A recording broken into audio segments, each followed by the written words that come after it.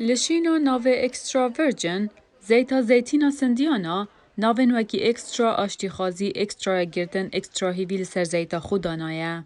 او در برینج کار سندیانات کرد که گروپه که به قازانجا لحرم الجلیل اسرائیلیه جبو خورد کرنا هفکاریه دناو براجین جهی و عرب دا برای که به هفرا برهم اینا نازیتینان و برهم انویه. Sindiana was kind of startup. We thought how سندی انا وکو دست پیکه بو.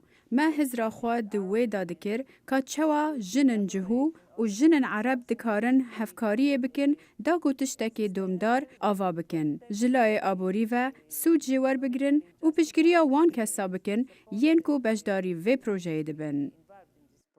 سندیانا ایک جهشمارکا که ما برهم هنرین زیتا زیتینان ینکو دستیرنامه بازرگانی داد پرور برگتینش اسرائیله. آنکو یا پیگیره بدانا پاری، بداد پرورانه بونیزیگی 200 کارمندن خو گجودیارن زیتینان و جنن عربن. هر روزا بوی آوای، بشگیریا کمالگهن عرب و اسرائیله ینکو زیانن آبوری و کفتین تیتا کرن. العمل مرات جارنا زحمتا کو جنن عرب کارن گنجاو ببینن.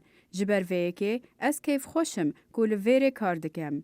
هر وسا جارنا زحمتا کو جن کار بکه اگر ناچار بن مال و زاروکان خودم بکن. لیبله گرینگ جن کار بکن. از نچوی مزانینگهه لی دخوازم همو زاروکن من بچن. هرچند هر دو جنن عرب و جوی حولاتین اسرائیل نه لجیانا خود جیاواز پریود بن. سندیانا بوا دلیوکه که به هفرا کار بگن. زیده باری وانان به زمان عبری لسرکارن کف نشوپی ورد گرن.